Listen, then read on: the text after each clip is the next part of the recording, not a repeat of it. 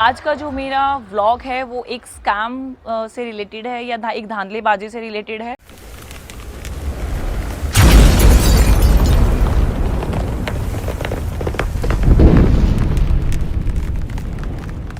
नमस्कार दोस्तों, good morning, Ram Ram ji, सत श्री अकाल। आप सभी को मेरा तहे दिल से नमन। और मैं आपकी होस्ट और दोस्त रजनी कौशिक आपका स्वागत करती हूँ मेरे एक ऐसे व्लॉग में जिसमें मैं प्रॉपर्टी के रिगार्डिंग आपको अपडेट्स देती रहती हूँ। जो भाई लोग मेरे साथ या दर्शक मेरे साथ जुड़े हुए हैं उनको मैं बता दूँ, मैं प्रॉपर्टी का काम करती हूँ और प्रॉपर्टी से रिलेटेड, प्रॉपर्टी मतलब रियल एस्टेट से रिलेटेड मैं आपको अपडेट्स देती रहती हूँ। Delhi NCR out of India की प्रॉपर्टी के बारे में अपडेट्स देती रहती हूँ। लेकिन आज जो मेरा व्लॉग है वो भी प्रॉपर्टी के रिलेटेड ही है।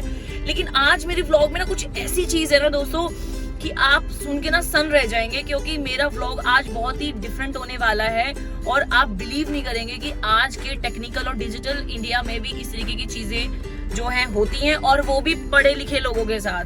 तो दोस्तों आज के मेरे इस रहस्य को जानने के लिए मेरे साथ इस व्लॉग में बने रहे और मैं चलते चलते आपसे बात करूंगी। और आज की सबसे फिलहाल अभी टाइम हो गया है 10:30 बजे और अपडेट दे दूं, मेरे को निकलना था 10 बजे, क्योंकि आज इस रहस्य को जानने के लिए हमें जाना है नोएडा। और मेरे घर से नोएडा जो है वो तकरीबन 60 किलोमीटर दूरी पे है, क्योंकि जिस सेक्टर में मुझे जाना है वो 60 किलोमीटर है, तो अप्रॉक्स 1.5 घंटा लगेगा।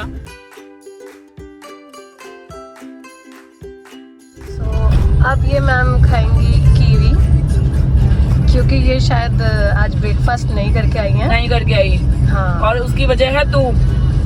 मैंने बोला था 10 बजे चल लेना, क्योंकि 2 घंटे का रास्ता लगता है, 2 घंटे का टाइम लगता है। दिल्ली का ट्रैफिक देखती हो ना तुम कितना है। तो मैम ये क्या फैक्ट हुआ, मतलब मैं लेट हुई तो आप ब्रेकफास्ट तो कर लेते। तो मेरे को ये लगा अभी आ रही है, मतलब वो शायद आप मेरा वेट कर रहे थे कि आप मेरे साथ ब्रेकफास्ट करो। हाँ जी, बिल्कुल बिल्कुल बिल्कुल। Oh nice. तो और फिर मुझे ये भी लगा कि क्योंकि ऑलरेडी मैं बहुत लेट हो गई थी, अगर मैं अब ब्रेकफास्ट करने बैठती तो मुझे लगता है कि मेरा जो आज का जो मेरा व्लॉग बनाने का जो पर्पस है ना वो यहीं मेरे घर पे ही बैठ जाता मेरी तरह। तो मैंने सोचा कि मैं फ्रूट कैरी कर लेती हूँ, और क्योंकि अब गर्मियों में ज्यादा खाया भी नहीं जाता तो फ्रूट्स बहुत अच्छे हैं। कीवी और ग्रेप्स में लेके आई हूँ, ये मैं चलते चलते खा सकती हूँ, इजी टू ईट है ये, इसलिए मैं ये लेके आई। अच्छा। और थैंक यू सो मच, आप लेट आए हो। और गाइज मैं बता देती हूँ, मैंने इनको 10 बजे का टाइम दिया और मैडम आई है 10:30 बजे और कहती है मैडम सिर्फ आधा घंटा ही तो लेट हुई हूँ। तो गाइज जरा मुझे कमेंट करके बताइए कि कौन कौन वक्त की कीमत इस तरीके से आंकता है, जैसे इस मैडम ने आंकी है। 30 मिनट्स को कुछ मिनट्स ही नहीं लगा रही। मेरे हिसाब से 30 मिनट्स बहुत ही लेट हो जाता है, क्योंकि 2-4 मिनट की तो बात अलग होती है, 30 मिनट्स इट्स टू लेट।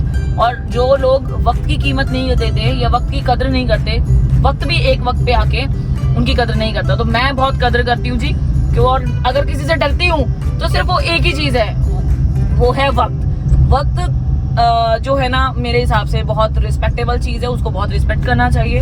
और अभी मैं ज्यादा नहीं बोलूंगी क्योंकि मैं खाना खा रही हूँ, हाँ। ब्रेकफास्ट।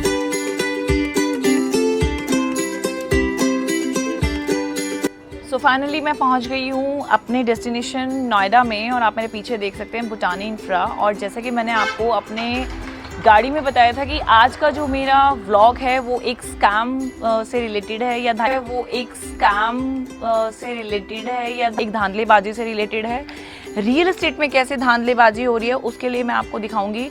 इस बिल्ड डेवलपर का इस धांधलेबाजी से कोई लेना देना नहीं है। एक्चुअली में क्या पूरा जो है एपिसोड रहा है वो आपको अंदर जाके ही पता चलेगा। उसके लिए मेरे को आपको जो है मेरे साथ बने रहना पड़ेगा। सो हम चलते हैं अंदर और देखते हैं कि एक्चुअली में आज हम क्या चीज़ मैं आपको क्या चीज़ जो है दिखाने वाली हूँ। So this is sector 90 sales office Bhutani का। इसमें ही जा रही हूँ और इसी में वो क्लाइंट मेरे आने वाले हैं जिनके साथ जो है पूरा एपिसोड हुआ है। सो लेट्स सी, हम देखते हैं, जानते हैं, बने रही मेरे इस व्लॉग में और देखते हैं कि कैसे जो है आज का ये व्लॉग होने वाला है। सो ये है मिस्टर सूरज प्रकाश, जिनका कॉल आई गेस 2 दिन पहले मेरे पास YouTube के माध्यम से आया, जिसमें मैंने अल्फा थम को जो है प्रमोट किया। एक क्वायरी जो है इन्होंने मुझसे जनरेट करी, क्योंकि मैं ज़्यादातर मैं अपनी वीडियोस में मैं बताती हूँ, चाहे आप हम लोगों के साथ डील करें या ना करें, मैं पर्सनली आपकी प्रॉपर्टी के रिगार्डिंग कोई भी सजेशंस लेना हो, कोई भी आपको दिक्कत का सामना करना हो, तो I am always available.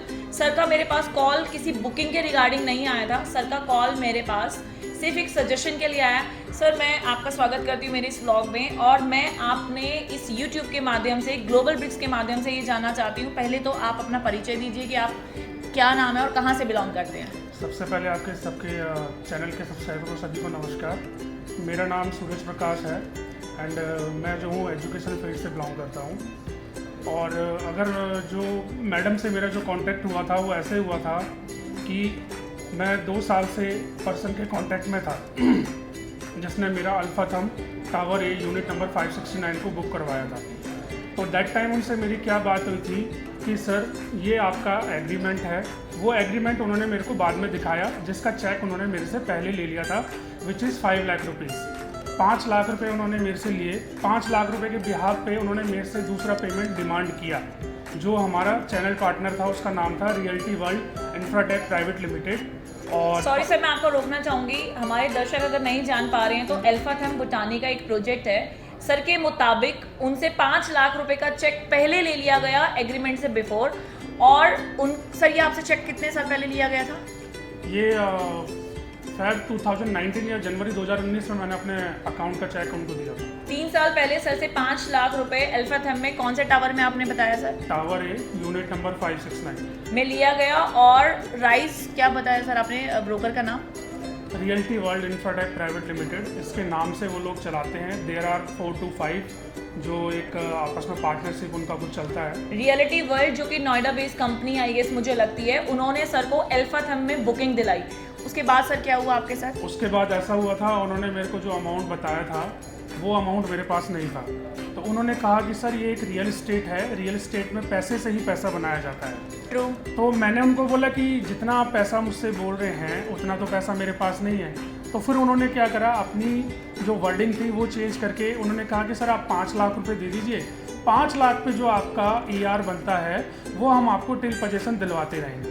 But ये चीज़ें मेरे को 3 साल बाद जब मैं भूटानी के ऑफिस में मैंने विजिट किया 12 अप्रैल को जब मैंने अपना लेजर बैलेंस निकलवाया तो वहाँ मुझे पता लगा कि एज पर माई एग्रीमेंट, और उन्होंने जो मेरे को फॉल्स कमिट किया था कि सर ये जो एग्रीमेंट में लिखा है कोई दिक्कत नहीं है, हम उनसे बात कर लेंगे भूटानी वालों से और आपका AR 5 लाख के बिहाफ पे जितना भी कैलकुलेटेड होता है वो हम आपको टेल पोजीशन दिलवाते रहेंगे। जो कि मुझे 5 लाख के बिहाफ पे केवल 6 चेक रिसीव हुए।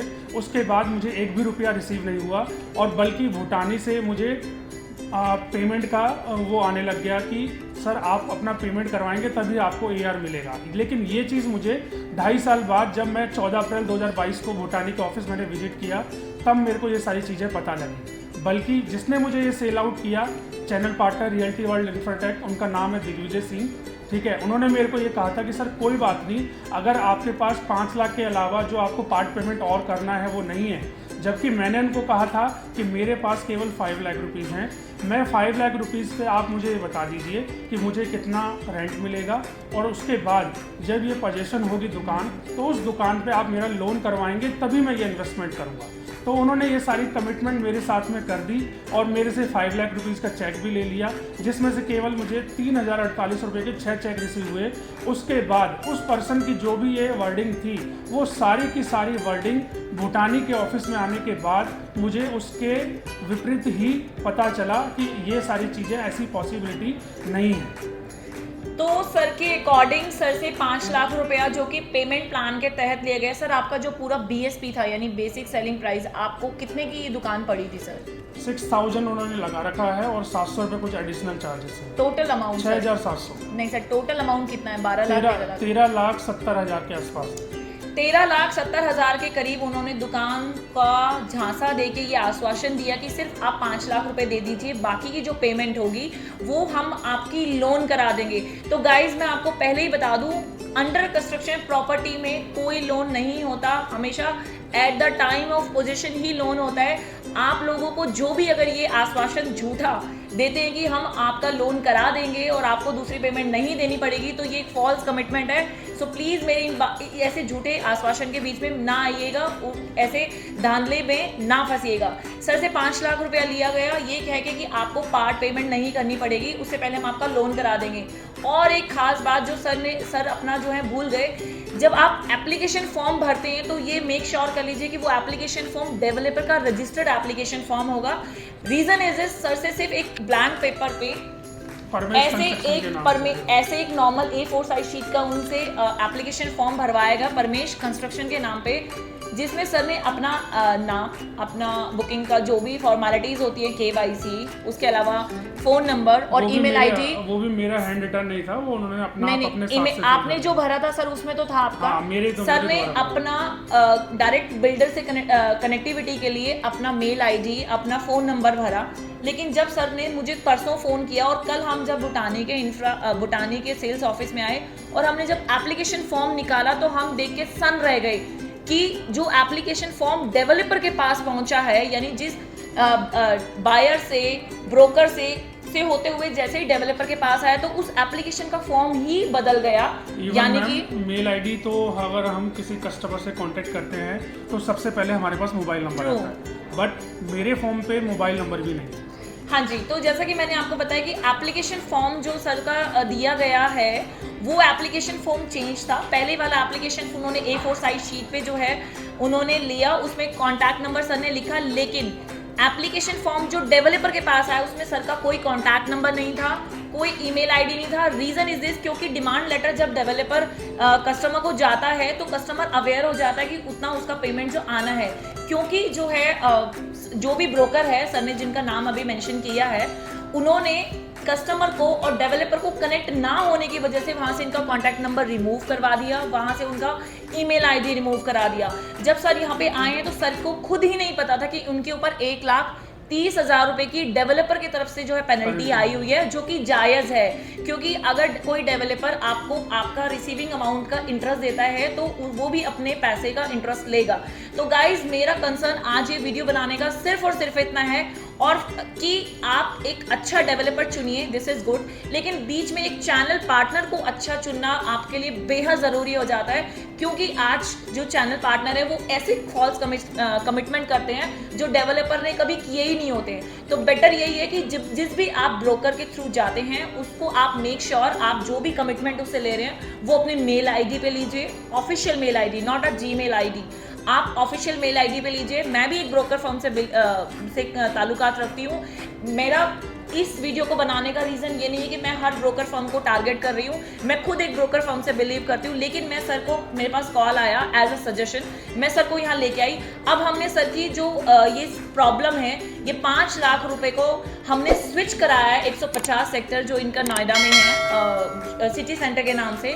वहाँ पे हमने हमारी CRM टीम और जो हमारे रिप्रेजेंटेटिव है बुटानी के, वो इतने कोऑपरेटिव है कि उन्होंने ट्रांसफ़र में हमारी हेल्प करी और सर को हम ये जो है इससे निकालने की हम कोशिश कर रहे हैं। और बेटर है, मतलब भगवान से हम यही प्रे करते हैं कि हम सर को निकालने की जो है कोशिश करें और हम इसमें कामयाब होएं।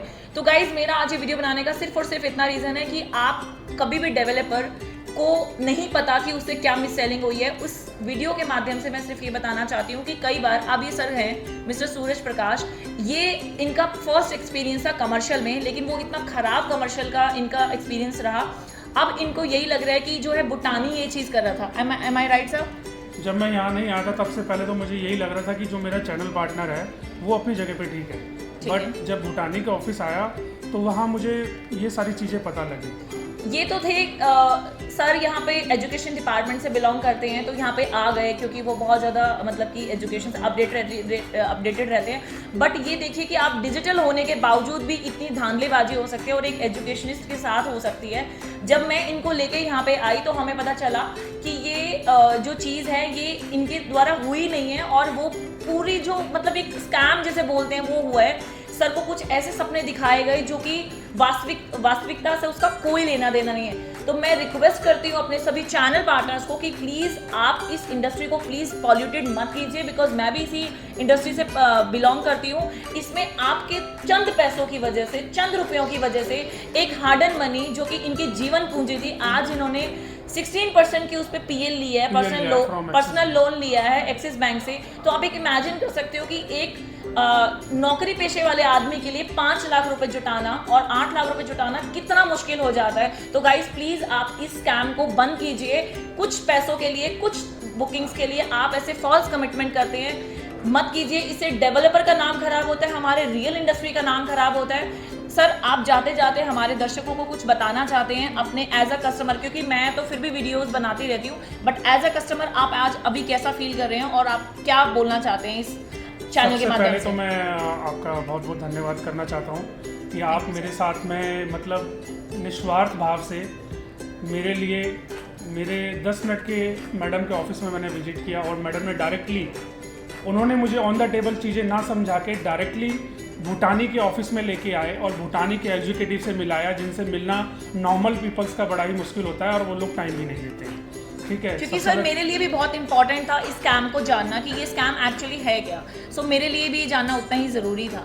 सो सेकेंड थिंग, मैं आप सभी लोगों को एक चीज़ और बताना चाहता हूँ कि चाहे जो भी चैनल पार्टनर्स अगर आपको प्रॉपर्टी या किसी भी प्रोजेक्ट में आपको इन्वेस्ट करना है तो उनके टेबल पे ना रह के आप उनके थ्रू डायरेक्ट डेवलपर के ऑफिस में आके कांटेक्ट करें, क्योंकि एक रियल एस्टेट चैनल पार्टनर, मैं सभी लोगों को ब्लेम नहीं करूंगा, इस इंडस्ट्री में कुछ लोग अच्छे भी हैं, कुछ लोग और बुरे भी हैं, बट कुछ लोग बुरे होने से कुछ लोग जो रह जाते हैं वो भी बेचारे बदनाम हो जाते हैं। तो मेरे कहने का मतलब यही है कि आपको अगर कोई भी प्रोजेक्ट में इन्वेस्ट करना है तो आपको एक राइट चैनल पार्टनर चाहिए, जो राइट चैनल पार्टनर आपको डायरेक्ट बिल्डर के ऑन द टेबल जाके जो बिल्डर आपको चीज़ें ऑफर कर रहा है केवल वही चीज़ें आपको मिले, ना कि किसी चैनल पार्टनर के द्वारा हवा में ये सारी बातें कही जाएं कि आप 2 लाख इन्वेस्ट कर दीजिए, 3 लाख इन्वेस्ट कर दीजिए, बाकी का रेस्ट ऑफ पेमेंट आपको 6 महीने करना था, उसका कोई हिसाब किताब नहीं है, हमारे को बोल दिया 2-4 लाख दे दो,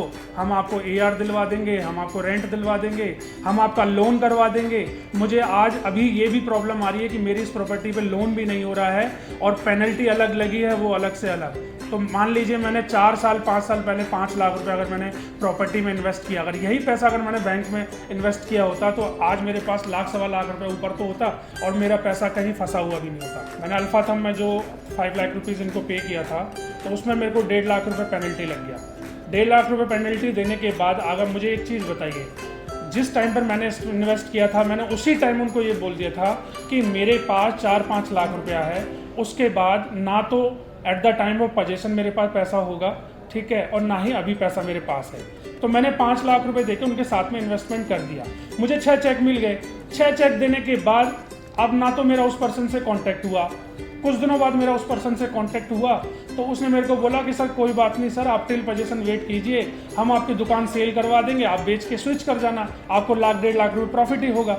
बट ये सारी चीज़ें जो हैं, जो चैनल पार्टनर ने दिग्विजय सिंह जी ने बताई है, ठीक है, वो सारी की सारी चीज़ें फॉल्स निकली और भूटानी के ऑफिस में आके मुझे सारी चीज़ें पता लगी कि ये सारी चीज़ें सर आपको मिसगाइड किया गया है, ठीक है, और आप ऐसे लोगों से बच के रहिए।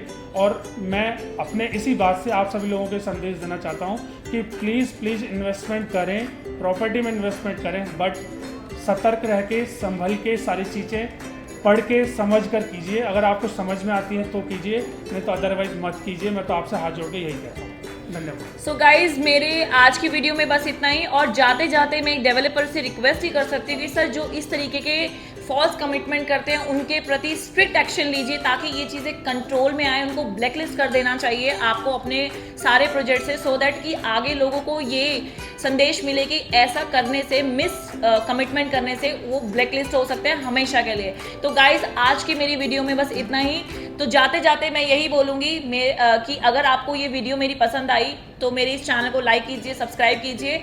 और मैं एक बार फिर बोलती हूँ, चाहे आप हमसे प्रॉपर्टी लीजिए या ना लीजिए, हमसे प्रॉपर्टी के रिगार्डिंग सजेशंस जरूर लीजिए, क्योंकि जैसे मैं आज सर की एक प्रॉब्लम को सॉल्व करने की कोशिश कर रही हूँ, तो क्या पता मैं कल को भगवान ना करे आपके साथ भी ऐसी स्थिति आए तो मैं उसको सॉल्व करने की कोशिश ही कर सकती हूँ। बाकी तो सब कुछ भगवान के हाथ में है। तो गाइस, आज की वीडियो में बस इतना ही। टिल देन, नमस्कार।